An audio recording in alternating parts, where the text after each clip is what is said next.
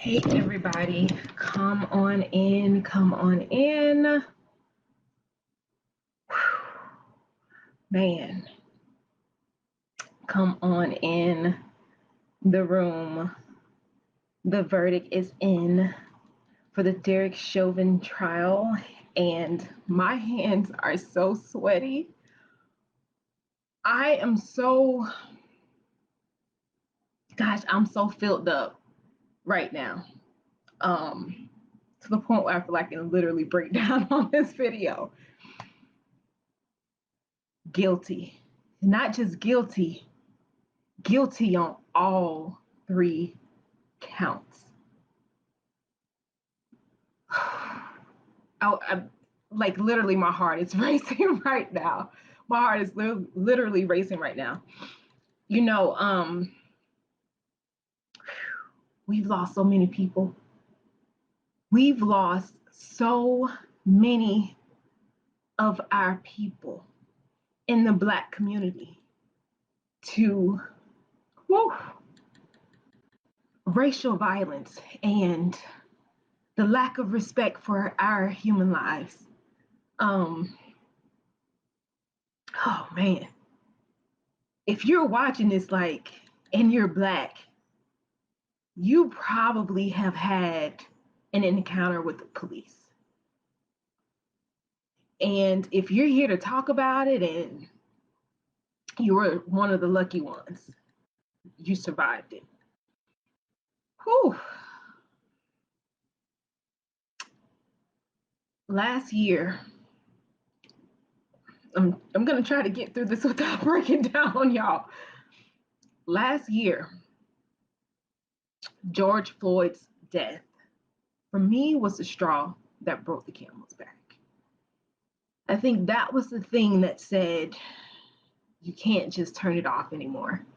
You can't just work through all of this trauma and not pay attention to what is really happening, right? Because we are being murdered in cold blood just because of what we look like. And now we have an officer who's been found guilty for killing someone unarmed without justification. There's so many officers out there who have been paid. They've been rewarded for their bad behavior. They've been paid for actually killing Black Americans. But today we have something that we can celebrate about. It won't bring this man back. It won't replace the empty void that his family is feeling, but it's a step in the right direction for other people to take notice and say, look, we're not going for it anymore. You know, America at large is stepping up. We're not having it. Everybody, we're not having it. And yes, African Americans, yeah, their lives do matter, right? Their lives do matter. So I'm just so overwhelmed right now because it's police brutality. Gosh, I can't talk about it, break down and cry. It's police brutality that really made me say, I want to be a lawyer. And I didn't, for a long time, I wanted to be a criminal defense lawyer. Then I wanted to be a prosecutor. And I remember some of my family members asked me, why you want to be a prosecutor? That's like being the po-po. You know what? Because we need Black people in the prosecution office. We need Black people who can say, you know what? This ain't even nothing we need to be charging. Or people who understand the community. What exactly was happening on the street that day between this individual, this citizen, and the police? Is this really a criminal offense? Like, were they actually set up or not? Right? Someone who can give them fairness, like a fair shake when they come before the court and say, this ain't even right. So I didn't become a prosecutor. I didn't become a criminal lawyer, but it was those things, that type of social injustice that really drove me, my passions of wanting to support and help people who always got the short end of the stick. And even in the type of law that I practice now, I'm able to help people who constantly are getting the short end of the stick for no reason whatsoever, right? Um,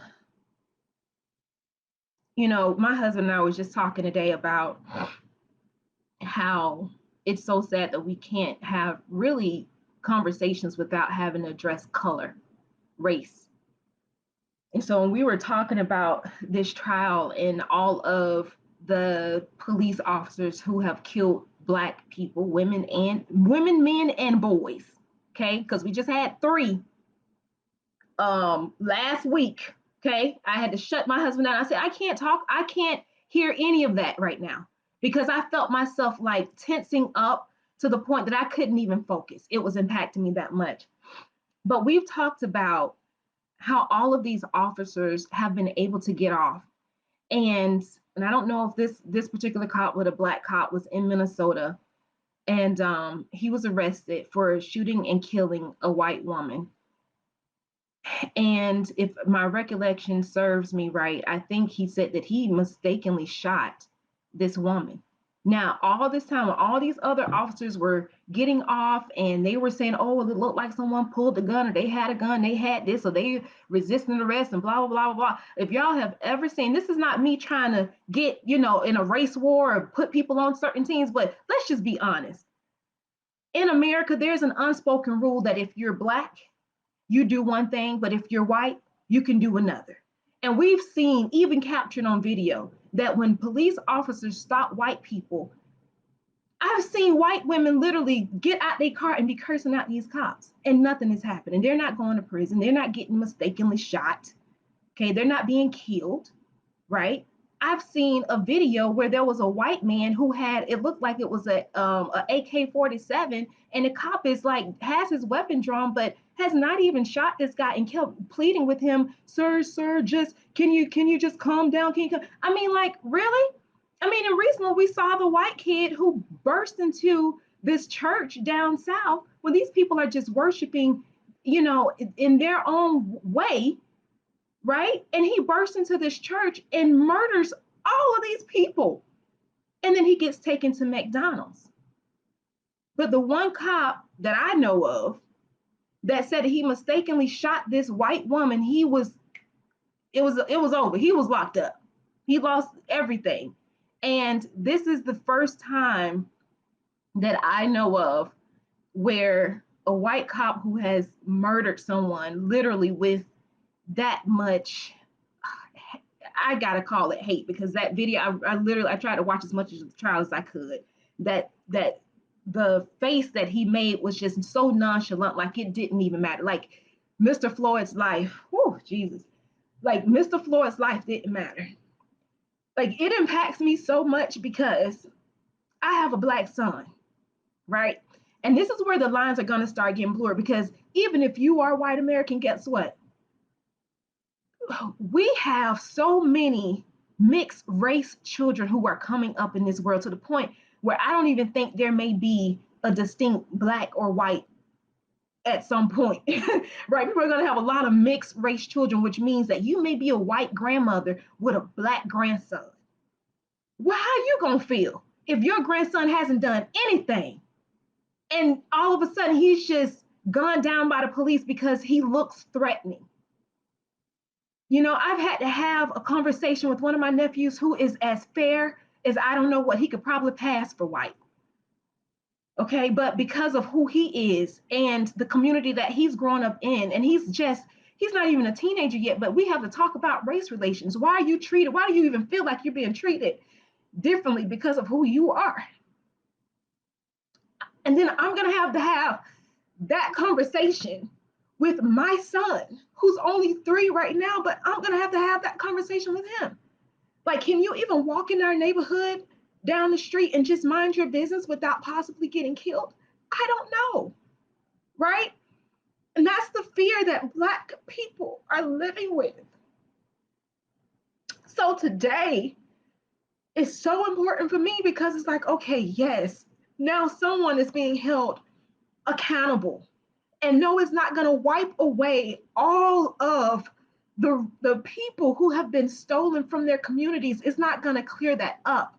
But at least now somebody is saying, okay, we see you, we hear you, and we're going to try to get this right. So I'm just so excited today that this verdict came back guilty on all three counts. I mean, this day is exactly why I wanted to be a lawyer, because stuff like this matters, right? Stuff like this matters. When you go and take someone away from this earth for no reason whatsoever, you are doing so much damage. And to just think though, our black men, our black men are dying at a rate that's faster by the hand of police officers than they would if it was a disease. I mean, that's insane.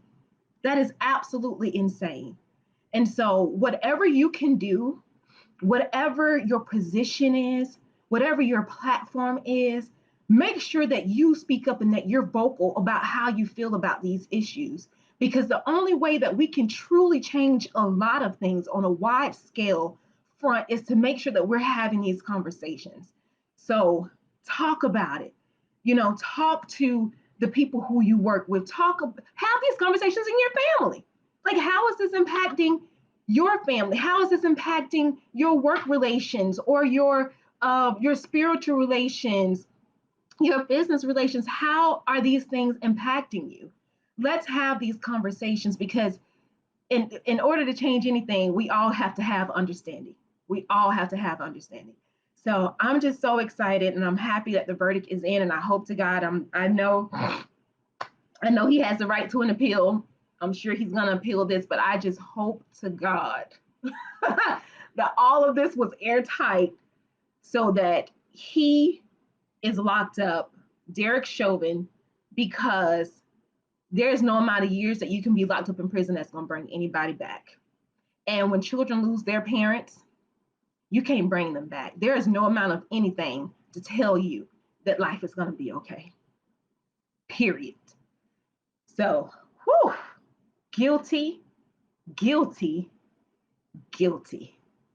This is Savania Ross, the protector of athletes, and I hope this conversation has enlightened some of y'all or all of y'all to really think about what these race relations are doing to Black Americans, because we all need to have these conversations, and we all need to know that we're not saying all lives don't matter, but we're saying Black lives do matter. And until Black lives matter, we're going to have to keep fighting. Ciao.